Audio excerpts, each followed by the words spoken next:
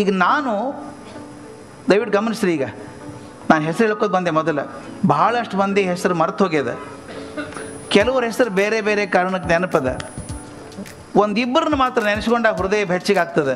ಇವತ್ತು ನಾವೇನಾದರೂ ಆಗಿದ್ರೆ ಆ ಮಾಸ್ತರಿಂದ ಅಂತ ಅನಿಸ್ತದೆ ಅಲ್ಲ. ಇದು ಸ್ಪೆಕ್ಟ್ರಮ್ ಆಫ್ ಟೀಚರ್ಸ್, ಶಿಕ್ಷಕರ ಕಾಮನ ಬಿಲ್ಲು ಅಂತ ಕರಿತೀನಿ ಇದನ್ನು. ಎಡಗಡೆಗೆ ಬಹಳಷ್ಟು ಮಂದಿ ಹೆಸರು ನೆನಪಿಲ್ಲ, ಬಲಗಡೆಗೆ 1-2 ಹೆಸರವ ಅವನ ಮಾರ್ಗದರ್ಶಿಯಾಗಿ ನಾನು ನಿಂತ್ಕೊಂಡವ. ಈಗ ನಾ ಪ್ರಶ್ನೆ ನನಗೆ ಕೇಳ್ಕೊಬೇಕಾದದ್ದಂದ್ರೆ, ನನ್ನ ಪ್ರವಾಸ ಮುಗಿಯೋದ್ರೊಳಗೆ, ನಾನು ಟೀಚರ್ ಅಂತ ಮುಗಿಯೋದ್ರೊಳಗೆ 20 ವರ್ಷ 30 ವರ್ಷ 40 ವರ್ಷ ಎಷ್ಟು ವರ್ಷ ಭಗವಂತ ಕೊಡ್ತಾನೆ ಅವಕಾಶ ಗೊತ್ತಿಲ್ಲ, ಮುಗಿಯೋದ್ರೊಳಗೆ ನಾ ಎಲ್ಲಿರಬಹುದು ಅಂತ. ಈ ಕಾಮನ್ ಬಿಲ್ ನನ್ನ ಸ್ಥಾನ ಎಲ್ಲಿ ಬರ್ಬೋದು, ಇಲ್ಲಿ ಬರ್ತೀನೋ ಅಥವಾ ಈ ಕಡೆ ಬರ್ತೀನೋ. ಕೆಲವೊಂದು ಸಲ ಅನಾಹುತ ಆಗ್ತಾವೆ ಶಾಲೆ ಒಳಗೆ ನೋಡಿ. ನಾನು ಟೀಚರ್ ನೆನಪಿಟ್ಟಿರ್ತಾರೆ ಹುಡುಗರನ್ನ, ನೀ 67ನೇ ಬ್ಯಾಚ್ ಹುಡುಗ ಅಲ್ಲೇ ನೀ ಅಂತ ಹೇಳ್ತಾರೆ ಅವರು. ಅವ ಸರ್ ನೀವು ಇದ್ರೇನ್ರಿ ಸರ್ ಅವಾಗ ಅಂದರೆ ಎಷ್ಟು ಅಸಹ್ಯ ಆಗ್ತದದು. ಸಾಮಾನ್ಯವಾಗಿ ಹುಡುಗರನ್ನ ಟೀಚರ್ ಮರೀತಾರೆ, ಟೀಚರ್ನ ಹುಡುಗರು ಮರ್ತಾರೆ, ನೀವು ಬದುಕಿದ್ದೇ ಗೊತ್ತಿಲ್ಲ ಅವಾಗ. ಹಂಗಾಗ್ಬಿಡ್ತದೆ, ಹಂಗಾಗ್ಬಾರ್ದು.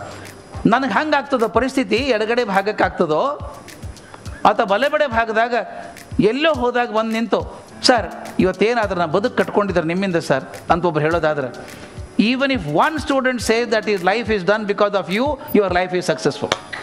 ಒಬ್ಬ ಹುಡುಗ ಹೇಳಿದ್ರೆ ಸಾಕು. ನಾಳೆ ನನ್ನಂಗೆ ಅವನೊಬ್ಬ ವರ್ಕ್ಶಾಪ್ ಮಾಡ್ತಾನೆ 30 ವರ್ಷದ ಮೇಲೆ, ನಿಮ್ಮ ಶಿಷ್ಯರು ಕೂತ್ಕೊಂಡಿರ್ತಾರೆ, ಅವನು ಹೇಳ್ತಾನೆ ನಿಮ್ಮ ಟೀಚರ್ ಹೆಸರೆಲ್ಲ ಬರೀರಪ್ಪ ಅಂತಾರೆ. ಬರೆದಾಗ ನಿಮ್ಮ ಬೆಸ್ಟ್ ಟೀಚರ್ ಯಾರು ಟಿಕ್ ಮಾಡು ಅಂತಾರೆ. ನಿಮ್ಮ ಹೆಸರು ಟಿಕ್ ಮಾಡ್ಬೋದೇನವ? ನೆನೆಸ್ಕೋಬೇಕು. ನಾನು 30 ವರ್ಷದ ನನ್ನ ಶಿಷ್ಯ ಕೂತವ ಬೆಸ್ಟ್ ಟೀಚರ್ ಯಾರು ಅಂತ ಟಿಕ್ ಮಾಡಿದಾಗ ನನ್ನ ಹೆಸರು ಬರೀಬಹುದೇನು? ಹಾಗಾದ್ರೆ ಬರಿಬೇಕಾದ್ರೆ ಏನು ಮಾಡ್ಬೇಕು ನಾನು? ಭಾಳ ಸುಲಭದ. ಈಗ ಏನೇನು ಗುಣ ಹೇಳಿದ್ರಲ್ಲ ನೀವು, ಅದ್ರಾಗ ಅಟ್ಲೀಸ್ಟ್ ಸ್ವಲ್ಪ ಆದರೂ ನನ್ನ ಕಡೆ ಬಂದರೆ ಸಾಕು, ಹುಡುಗರು ಬರೀತಾರೆ. ಈಗ ನಾವು ಮಾಡಬೇಕಾದದ್ದು ಅಷ್ಟೇ. ನನ್ನ ಜೀವನದಾಗ ಉಳಿದ ಅವಧಿ ಏನದ ಮೇಷ್ಟ್ರು ಅಂತಿದ್ದೀನಿ, ಆ ಗುಣಗಳನ್ನು ಹಿಡ್ಕೋತ ಹೋಗಬೇಕು. ಆ ಮಕ್ಕಳಲ್ಲಿ ತೋರುವಂಥ ಪ್ರೀತಿ. ನಮ್ಮ ಅಜ್ಜನ ಕತೆ ಬಗ್ಗೆ ಯಾರೋ ನೆನಪು ಮಾಡಿದ್ರು ಆಗಲೇ, ಸರ್ ನೆನಪು ಮಾಡಿದ್ರು ನನಗೆ.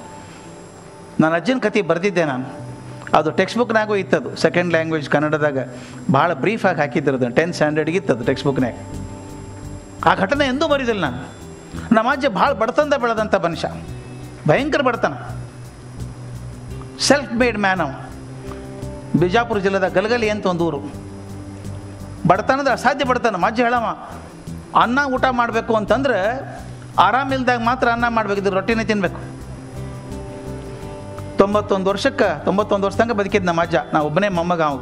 ಅವನ ಸಲ ಭಾಳ ಪ್ರೀತಿ ನನಗೆ. ನಾನು ಸರ್ವಜ್ಞವ ನನ್ನ ಪಾಡಿ. ದಿನ ಅವನ ಹಾಸಿಗೆ ನಾನೇ ಹಾಸಬೇಕು, ನಾನು ಕೃತ್ಯ ಆಗೋ ತನಕ ಚಂದ ಮಾಡ್ತಿದ್ದೆ.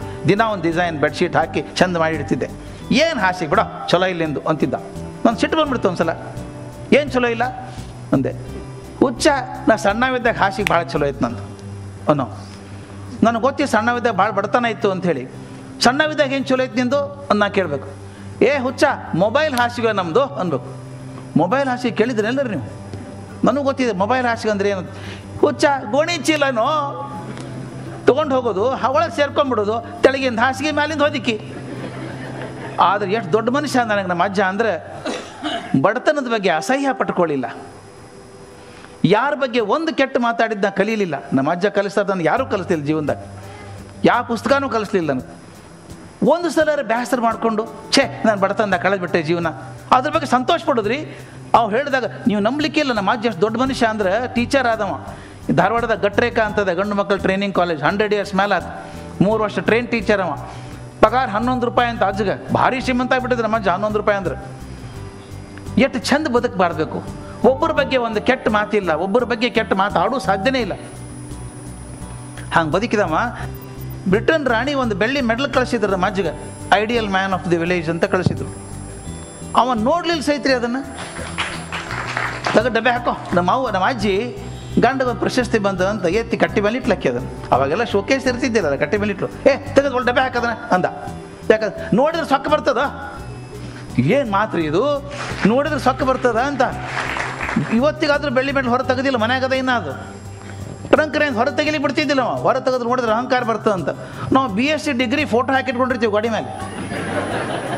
ಯಾಕಂದ್ರೆ ನೋಡಿದಾಗ ಒಂದು ನೆನಪಾಗಬೇಕಲ್ಲ, ಮರಿಬಾರ್ದಲ್ಲ BSc ಆಗ್ಯದಂತ. ಯಾಕೆ ಹೇಳ್ತೀರಂದ್ರೆ, ಅವ ಅಷ್ಟು ಮಜಾ ಇದ್ದ. ಅವನು ನೋಡಲಿಕ್ಕೆ ಬೇಂದ್ರೆ ನಮ್ಮ ಮನೆಗೆ ಬರೋರು ಧಾರವಾಡದಾಗ. ವಾರಕ್ಕೊಮ್ಮೆ 15 ಬರೋರು, ಏನು 15 ಮಾತಾಡ್ತಿದ್ರು ಗೊತ್ತಿಲ್ಲ. ಬೇಂದ್ರೆ ನನಗೆ ಹೇಳಿದ್ರು, ಪುಣ್ಯ ಮಾಡಿದ್ಯೋ ಅಂತ ಅಜ್ಜು ಸಿಗಬೇಕಾದ್ರೆ ನಿನಗೆ ಅಂತ ಅನ್ಬೇಕು. ನನಗೆ ಅನಿಸ್ತಿತ್ತು ಹಾಗಂತ.